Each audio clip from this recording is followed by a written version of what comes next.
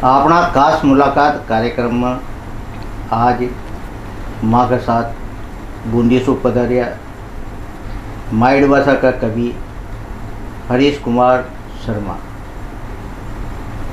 Studio में पधारे जी। यहाँ से यहाँ का जीवन परिचय का बारे में अपन जानेगा।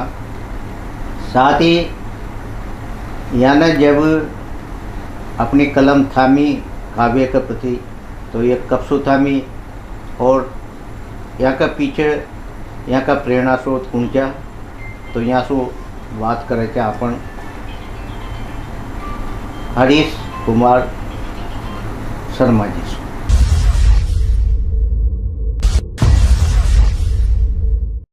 हरीश जी ताको माँ का स्टूडियो। जय श्री राम भाई साहब, बहुत बहुत धन्यवाद आपने हमारे ताई यहाँ बुलायो। सबसे पहले तो मैं आपके ताई धन्यवाद देना चाहूँ चुका आपने हमारे ताई लायक समझो कम यहाँ बुलायो आपने। हरी जी ताता का जीवन परिचय का बारे में माँ का दर्शकों का बताओ, ता कहाँ सोचो ताकि पढ़ाई लिखाई कहाँ हुई और कब सो ताना मतलब कलम थामी काव्य मंचा की ओर। आप मारो मूल गांव बूंदी जिला के अंदर से भंडेड़ा गांव से। भंडेड़ा से मन प्राथमिक शिक्षा, उच्च प्राथमिक शिक्षा, सीनियर सेकेंडरी बांसी सु करी। फिर जिगे बाद में मैं बूंदी रख दिया, पापा जी टीचर था तो वहाँ ने बूंदी रख दिया। वहाँ मारे एक दोस्त चोरी ओम तो वो कविता लिखो चो तो उसको प्रेरणा मिली मैंने भाई यहाँ पर भी कविता लिखा। और एक दो जब मैंने एक दो पंक्तियाँ लिखी और अपना दोस्ता के अंदर सुनाई तो वहाँ की कि बहुत अच्छी लिखो चो, तो मैंने वहाँ से मैंने मारा जिज्ञासा उत्पन्न हुई कविता लिखवा की। और जगदीश जी सोलंकी साहब की एक कविता थी वंदे मातरम की वाली, तो उसमें मैंने बहुत प्रेरणा मिली। उन्हें गुनगुनाओ चो मुँह दिना दिना उन्हें गुनगुनाता दोस्तों के बीच में सुनाओ चो, तो दोस्तों ने भी बहुत सराही हुआ कविता। तो वहाँ से मैंने कविता एक दो पंक्तियाँ लिखी तो लोग बागा ने की बहुत अच्छी कविता लिखो जो। सबसे पहले मैंने माँ शारदे की वंदना लिखी थी एक, उससे मैं शुरुआत करूँगा आपको ताई सुनाऊँगा। वह जो सबसे पहले मैंने कविता लिखी वह तो बहुत जरूरी है। कब माता शारदे के चरणों में मैं नमन करूं, उनकी महिमा का गीत आपको सुनाता हूं। और वर्तमान भूतकाल भविष्य में पूज्य हैं वो, ऐसी माता शारदे का गुणगान गाता हूं। और सभी कवियों की कविताओं को सराया तूने, मेरी कविता को मत दीजिएगा गालियां। और माता शारदे के आशीर्वाद से कविता बोलूं, इससे पहले बजाइए जोरदार तालियां, इससे पहले बजाइए जोरदार तालियां। या पहली बार मैंने कविता लिखी और जी के बाद में या मैंने बहुत सारा मंचा सुनाई। सबसे पहली मार खान मंच दियो रामशंकर जी सैनी साहब ने रानीपुरा का कवि सम्मेलन में वहाँ ने बुलायो और वहाँ मैंने एक दो कविता और लिखी थी, तो वह कविता सुनाई तो एक दो चुटगलास से रस का कवि का रूप में बुलाई जो। तो वहाँ बहुत लोग बगान सराय, तो फिर हमारा थोड़ी इच्छा जागृत हुई भाई और ज़्यादा लिखा। आज भी मैंने एक कविता लिखकर लाई हूँ। सबसे पहली कविता तो आपको ताई सुनाई। अब आज की जो सबसे लेटेस्ट कविता मैंने आज ही मांडी से या रस्ता के अंदर मैंने कहा भाई पहली बार इंटरव्यू में चाल रहा था, भाई साहब ने बुलाया था तो एक कविता आज भी लिखना जरूरी थी। तो मैंने आज एक कविता लिखी है कि अधर्म से अनीति से जो धन कमा रहे यहाँ लोग बाग, कुछ लोग बाग तो ईशान का जहाँ रोटी न मिल रही और कुछ लोग बाग ईशान का जहाँ के पास कमरा बढ़िया हुआ नोटा का, और एक भी आदमी के लिए वो दान न कर, या कहीं भी काम न आ रहा। व्हील चेयर पर बैठा हुआ आदमी वो पीछा न लेर खा जाओगा, वो ईशान का विचार आ रहा था मन में। तो मैंने एक कुछ पंक्तियाँ लिखवाई कोशिश करी कि अधर्म से अनीति से जो धन कमा रहे यहाँ, ये जिंदगी है छोटी सी ले जाएंगे इसे कहाँ। राजाओं के भी धन पड़े हुए हैं यहाँ वहाँ, महलों में रहने वाले भी गुम हो गए जाने कहाँ। पापों की गठरी बांध के तू जाएगा कहाँ कहाँ, ये जिंदगी है छोटी सी ले जाएंगे इसे कहाँ। पापों से तप रही है धरती, पाप ताप 55 हो गया और 60 हो गया, तो मानव तू तो चला गया। और जिंदगी में मौत को तू ढूंढता कहाँ कहाँ, ये जिंदगी है छोटी सी, ले जाएंगे इसे कहाँ। अधर्म से अनीति से जो धन कमा रहे यहाँ, ये जिंदगी है छोटी सी, ले जाएंगे इसे कहाँ। यह आज की कविता लिखी मनोज रास्ता में। बहुत बढ़िया हरीश जी, बहुत बढ़िया कविता आपने और लिखी। और वास्तव में आज का परिप्रेक्ष्य में यह कविता बहुत सटीक है। हरीश जी, जब आपने पहली बार मंच साझा करियो, वो टाइम आपने पहली बार जब आदमी मंच पर जाओ जे अपनी एक कविता लिख कर, तो बड़ा बड़ा जो कवि साहित्यकार बैठे रहे थे, तो उस समय आपने कसो महसूस हो वो टाइम पर थोड़ी सी घबराहट सी रही थी मन में। मंच पर जाओ चा तो थोड़ी बड़ा बड़ा कवियों के सामने बोलवा में थोड़ी सी झिझक सी का हो ची।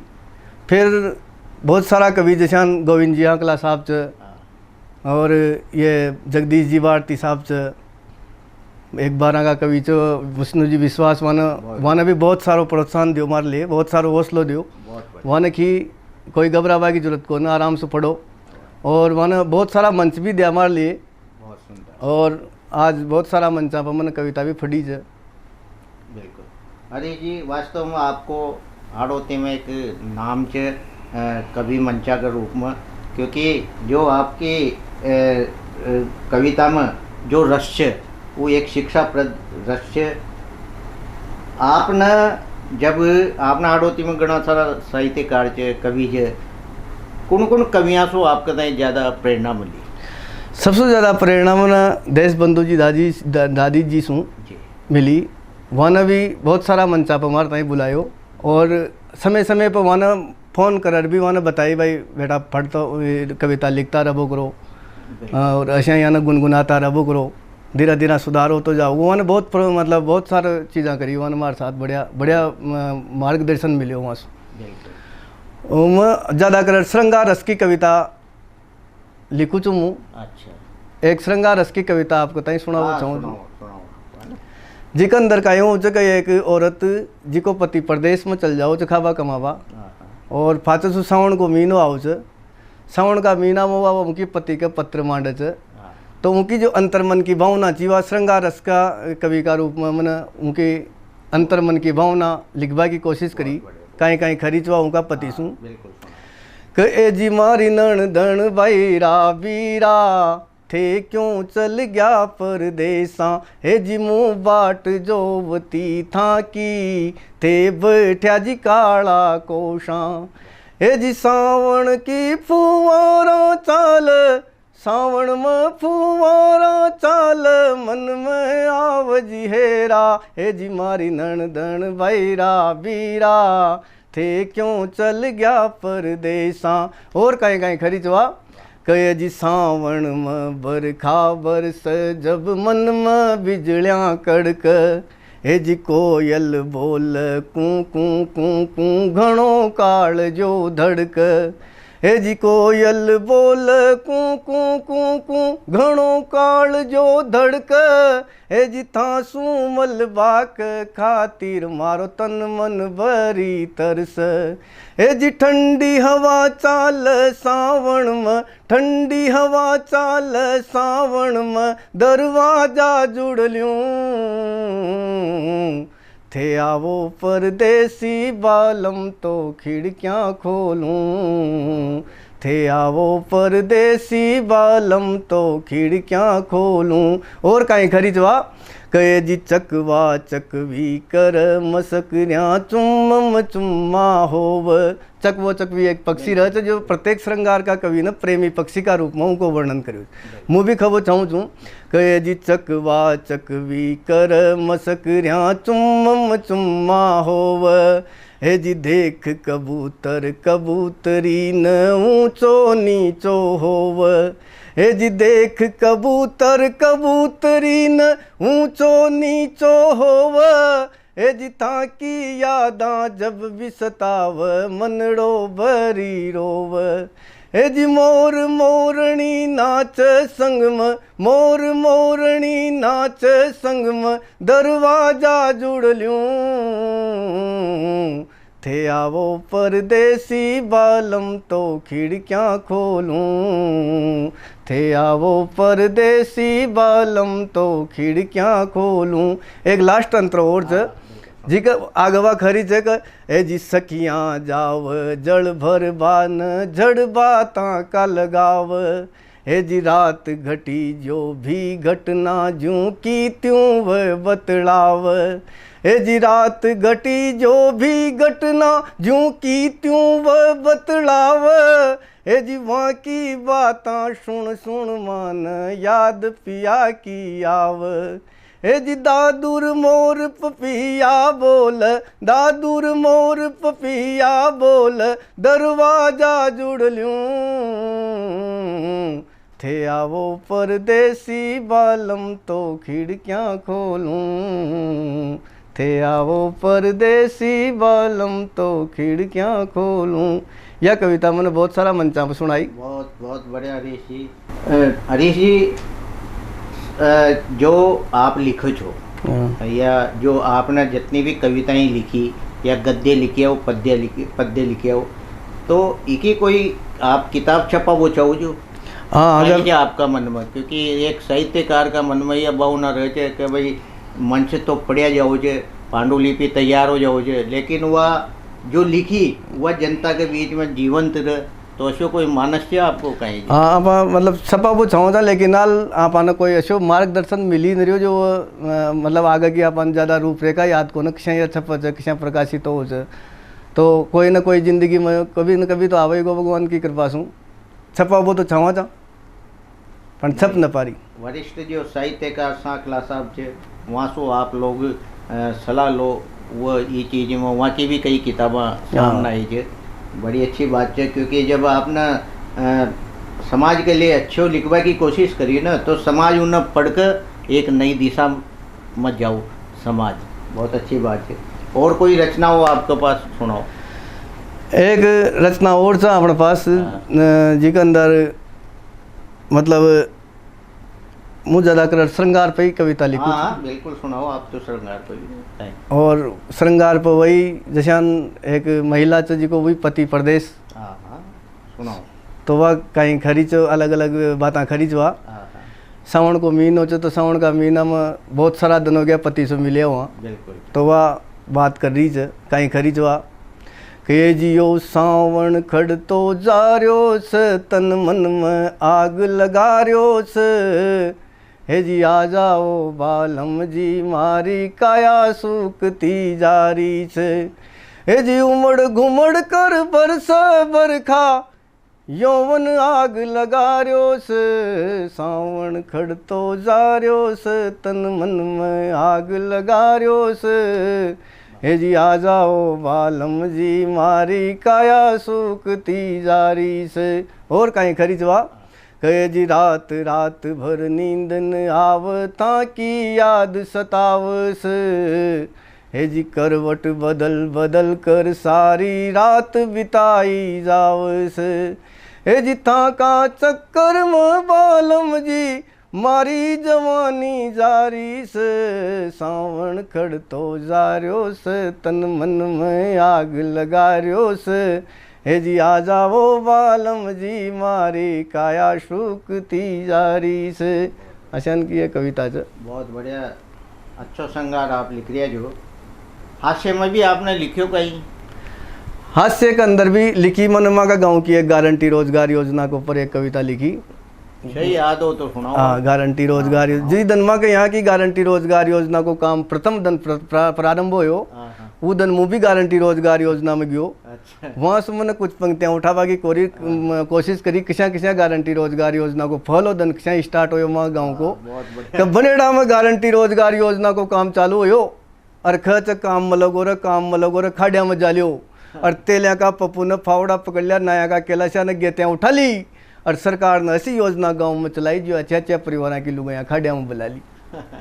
खमारा का प्रेम का भाई जी गणा नटिया पण प्रेमो मेट बन गयो, और गलती से ऊन की बुको नाव भी मिस्टोल में लिख लियो, और ऊंचा ऊंचा गरा की लुगाया चलगी प्रेमो काई कर ऊ खोन कोई सुखान काई ख तो बना मोती मर प्रेमा ने खोई से भी खाई भी खबो छोड़ दो और फिर भी प्रेमा के एक न थाप मल दी जो प्रेमो गुना बढ़ प्रेमा ने खोई से भी खाई भी खबो छोड़ दो और फिर भी प्रेमा का एक न थाप मल दी जो प्रेमो गुना बढ़ गयो और गरीबा खांड चलाएगी गारंटी रोजगार योजना को फायदो गरीबा ने नमल रहो वहाँ भी समाज का ठेकादार फूक गया जगह डर सु प्रेमो गुना बढ़ गयो और जहाँ तई समाज का ठेकादार बनर बटा ठलवा डोलिया पर काम न कर वहाँ तई आबाड़ी सरकार को और जाबाड़ी सरकार को सपनों सपनों ही रह गो हकीकत में बदल न सक यो देश सुधर न सक जहाँ तई अच्छी मानसिकता का आदमी आगे ना आव वहाँ तई यो देश आगे सरक न सक वहाँ तई यो देश आगे सरक न सक यह गारंटी रोजगारी। बहुत बढ़िया गारंटी योजना को आपने वर्णन करियो वो भी हास्य में बहुत बढ़िया हास्य आपने लिखियो। हरीश जी आप कहीं आपका मन में कहीं जे आप जो काव्य यात्रा बराबर चालू रखेगा कि मतलब इन थाम के एक पांडुलिपि के रूप में ही बंद कर देगा? नहीं, भगवान की अगर इच्छा हुई तो आप तो क्षमा चाह बहुत ऊंचा स्तर पर जावा, लेकिन जहाँ तक मन लागी कि ईश्वर की जहाँ तक कृपा न हो जहाँ तक आगे आदमी बढ़ न सके और आप बढ़बो तो छा था लेकिन हाल तई बहुत सीढ़ी न मिली जो आप मिल जावो चाहिए जी। बहुत साल सू मैं कविता लिख रही हूँ, बहुत साल जब बचपन से ही मैं कविता पाठ भी कर रही हूँ, मंचा पर भी जा रही हूँ, पण हाल तक वह जो प्रसिद्धि जो वह आप हाल तक मिल न पाई और आपका चैनल का माध्यम से अगर या प्रसिद्धि मिले तो बहुत अच्छो काम हो भी सके। बिल्कुल बिल्कुल मिलोगो आपका दाई प्रसिद्धि। देखो कोई भी कविता लिखे छे ना उसकी कविता जब आम जन के पास पहुँचे छे तो उसकी अपना आप ही प्रशंसा और उसकी लेखनी को अपना आप ही कलर सामना नजर आओ जाए।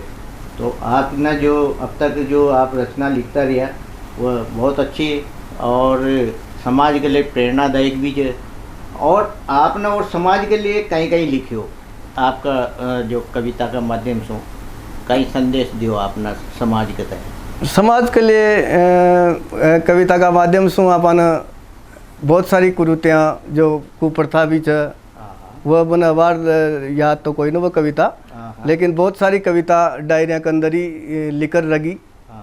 अलग अलग टाइम पर आदमी को मनोभाव अलग प्रकार को रहे तो कभी वही हो जो अंदर से तपगो फिर कलम चालेगी जब जार जैसान को देखोगो ना वो तो वो प्रकार को वो लिखोगो। तो कोई दिन अपन कहीं चीज़ दिखी कोई दिन कहीं चीज़ दिखी तो अपन बहुत सारी लिखी।